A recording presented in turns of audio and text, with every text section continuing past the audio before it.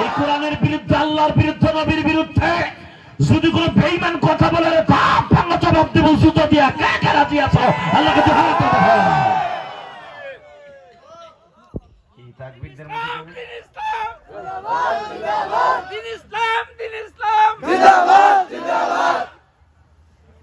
বুড়া চাচায় তাকবীর দেয় আর যুবকগুলা ফেসবুকের পার্টি বইয়ে বইয়ে মাক্কি মারস।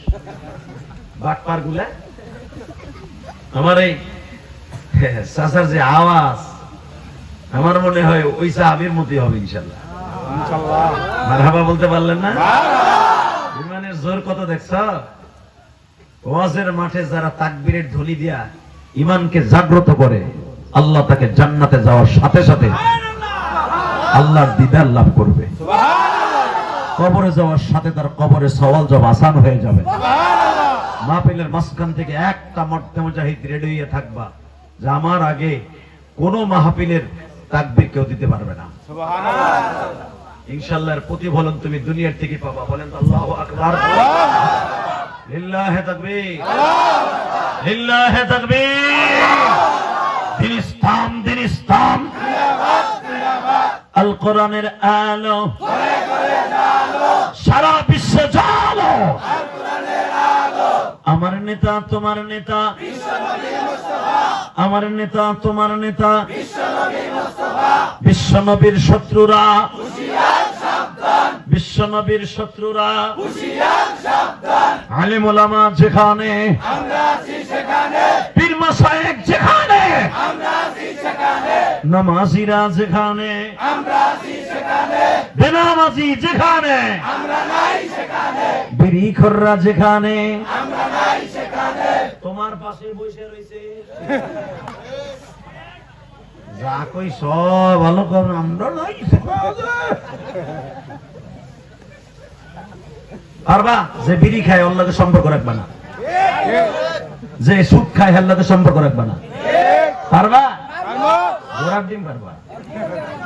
আগামীকালকে সকালবেলায় দেখবা বিড়ি করে পাশে বইয়ে বইয়ে তুমি গল্প করো। শহীদ ভাই ভালো আছে? শরীরে খেলে ভালো হয় না? ধর্মে এটা একটা ভিটামিন। শীতের কালে বুড়া হের লাগে গল্প জোটে আছে না নাই? বুড়া বিড়ি খায় না ঠিকই, পাশে বইয়ে কি মিষ্টি মিষ্টি গল্প করে। এই যারা নেশা করে, নেশা করলো মুস্কিরুন হারাম। আমি বলি না, বিশ্বনবী বলছে বিড়ি একটা নেশা। কথা কন না কেন? ধূমপান নেশা না? যদি নেশা না হইতো মনে রাখবেন, এবারে হাম তো কইবেন অনেকে পান অত নেশা করে খায়। পানের সাথে বিড়ির কোনো সম্পর্ক নাই। পান খাওয়ার দ্বারা আজও পর্যন্ত কোন মানুষ বদ গুমানি, বদ গন্ধ আসছে এমন কোন ইতিহাস নাই। কিন্তু বিড়ি খোরের গালে পাড়ার মুখের গন্ধ কাটা ইতিহাস আছে।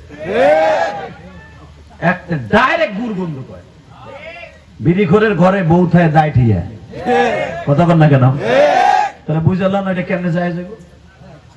অতএব খাবেন না। আল্লাহ কবুল করুক। জোর করে আমিন। আরো জোর করে আমিন।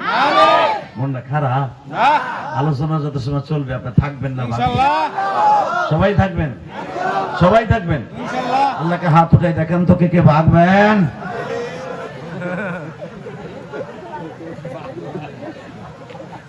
আমি দেখি নাই কি করছেন না। যাক, যা হইছে হইছে, আলহামদুলিল্লাহ। যা হইছে আপনারাই তো করছেন, আপনি তো থাকবেন, তাই না? আল্লাহ, আমার বাজানরা কি সুন্দর মুস্কি মুস্কি হাসে। এই হাসির ভিতরে মুক্তা ঝরে। ইনশাআল্লাহ বলেন, এই হাসির ভিতরে মুক্তা ঝরে বাজান।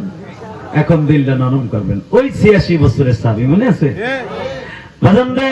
86 বছরের সাহাবী হঠাৎ করে আমার নবী তাবুকের যুদ্ধের দামামা বইতে গেছে। আর তাবুকের যুদ্ধটা হয়েছে আপনারা জানেন রমজান মাসে।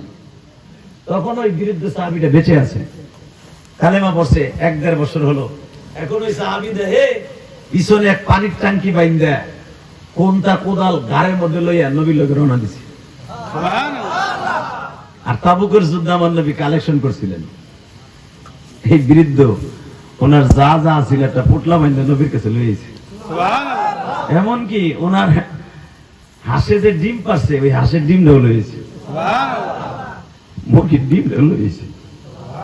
উনি যে সকালে নাস্তা করতে বইছে রুটি গুলো লইয়েছে। নবী বলে এইগুলো আনছেন কি লিগা? বলে নবী গো, আপনারা কইছেন আজকে যে যা আমি নবীরে দিবে সে জান্নাতে যাবে। আমি তো জীবন ভরি খাইলাম, আমার রুটি গুলো লইছে, যদি আমার এই খাওয়ানটা সাহাবীরা খাইয়া যুদ্ধ না, আমার বিশ্বাস আমি জান্নাতে খাইতে পারবো। সেম তাদের বিশ্বাস কত ছিল। আর আমি যদি কই চাচা এই মসজিদের কাম ধরবো 1 লাখ টাকা দিবেন, জান্নাত আপনি পাবেন, কত পাম দিয়ে টাকা নাই হুজুর, আমার জানি জানি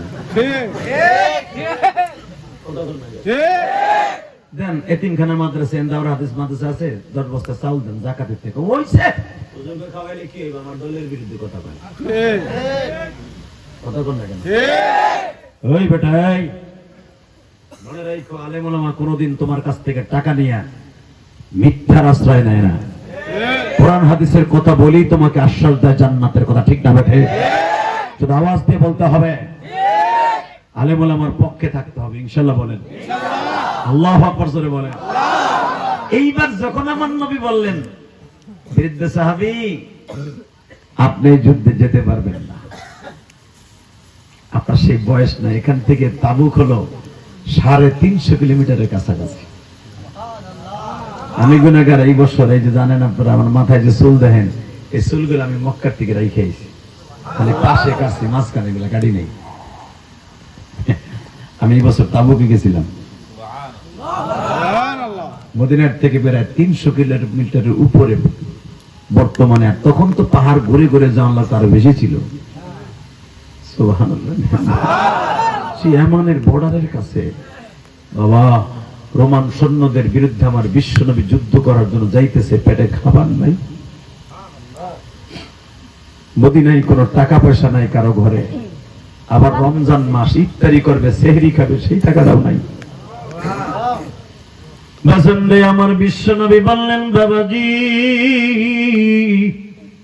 আপনি বাসায় যান, আপনার যুদ্ধে যাওয়ান লাগবো না। ওই বৃদ্ধ 86 বছরের বৃদ্ধ বলেন, আমি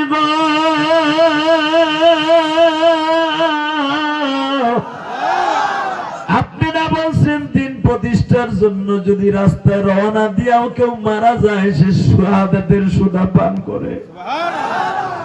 নবী আমার সাথে একটা ওয়াদা দেন গো নবী, আমি কারো ঘরের বোঝা হইতে চাই না, আমারে কষ্ট করে একটু নিয়ে চলেন না, কারণ আমার কপাল বড় খারাপ গো নবী, আমি যুবক বয়সে আপনারে পাই না,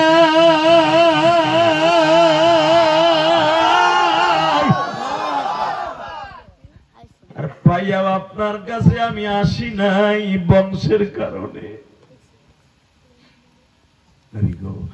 আমি কি জানতাম আপনি জান্নাতের সভাপতি? আমি কি জানতাম আপনি জান্নাত প্রথম উদ্বোধন করবেন? আমি কি জানতাম আপনার চেহারার দিকে তাকাইলে ক্ষুধা লাগে না?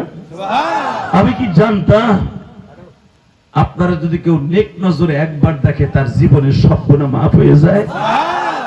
আমার কওমের লোকেরা, আমার নাতি পুত্র, আমার পোলারা কইতো ওই লোকটা হিংসুটি, ওই লোকটা তার নিজের এলাকায় থাকতে পারে না, এই জন্য তার পিঠে খেদাই দিছে।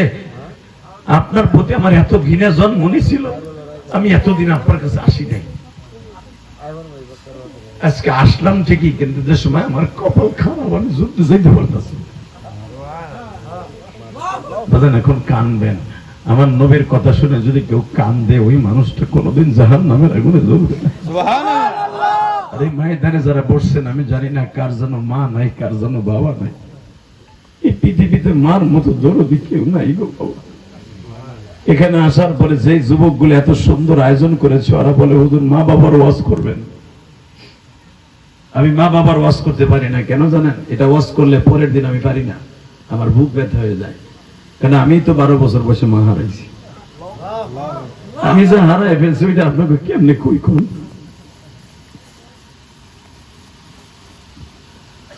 তবে একটা দামি কথা শোনাই দিয়ে যায়, আপনি আলেম হন আর গায়ের আলেম হন, এই পৃথিবীতে মার মতো